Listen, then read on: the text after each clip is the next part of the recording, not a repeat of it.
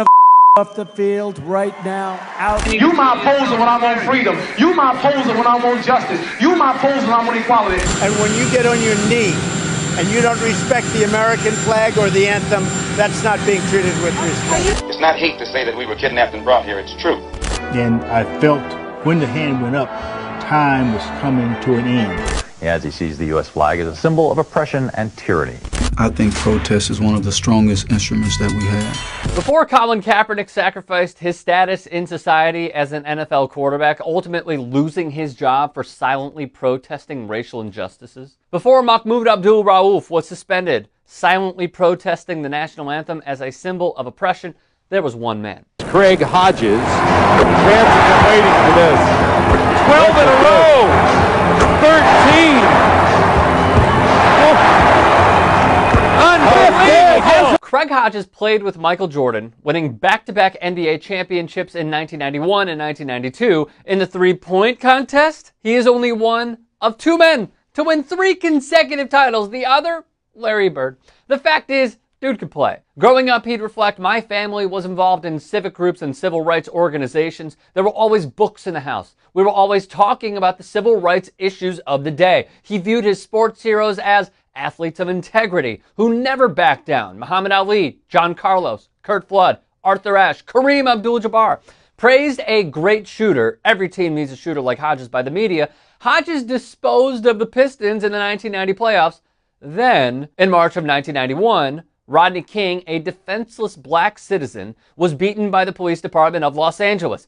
A month later, the Bulls and Lakers met in the finals, and Hodges approached the game's 2 biggest stars, Michael Jordan and Magic Johnson, regarding a protest of the game for racial inequalities in America. Sound familiar? I'm going to continue to stand with the people that are being oppressed. There's people being murdered unjustly and not being held accountable.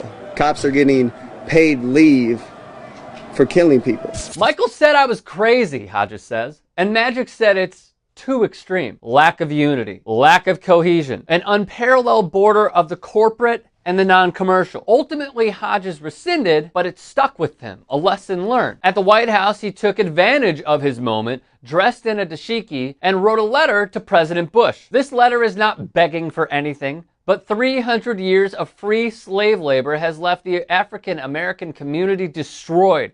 It is time for a comprehensive plan for change. Hopefully, this letter will help become a boost in the unification of inner-city youth, and these issues will be brought to the forefront of the domestic agenda. Then, in April of 1992, the violence erupted after the acquittal of 4 white policemen in the beating trial of black motorist Rodney King. The 4 white police officers, via a jury of all white citizens, were acquitted. Riots plagued Los Angeles. At the same time, I cannot go talk to young kids and not use Michael as an example of what is possible because he has so much and he has children in the palm of his hands. For context, this was after Game 2 of the NBA Finals, in which Hodges and Jordan were teammates. Kareem Abdul-Jabbar would later say of Jordan, "You can't be afraid of losing shoe sales if you're worried about your civil and human rights. You can't be worried about that."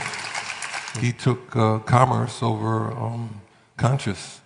It's unfortunate for him, but he's got to live with it. 25 days later, Hodges was released by the Bulls.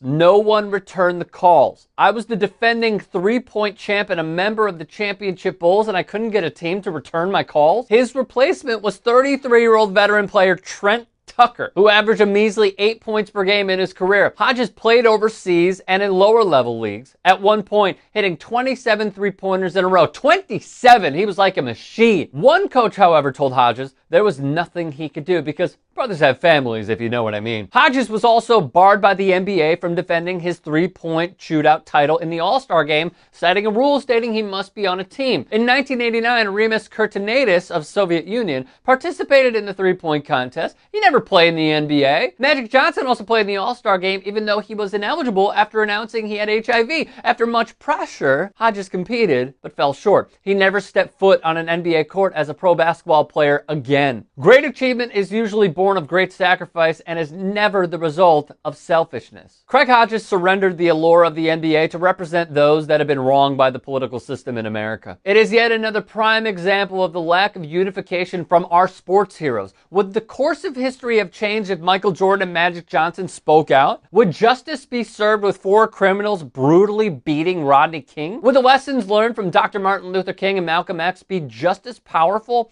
if Michael and Magic co-signed? Those that live in the 1% financial bracket have the choice. Speak for the other 99% of us, or dance to the tune of hierarching rulers of sport that co-sign a different set of rules. Lack of individualism, purging the socially conscious, stripping their livelihood, assets, and most importantly, their voice. Charles Barkley once said he is not a role model. I tend to concur. Mentoring the public is not in the job description of pro athlete.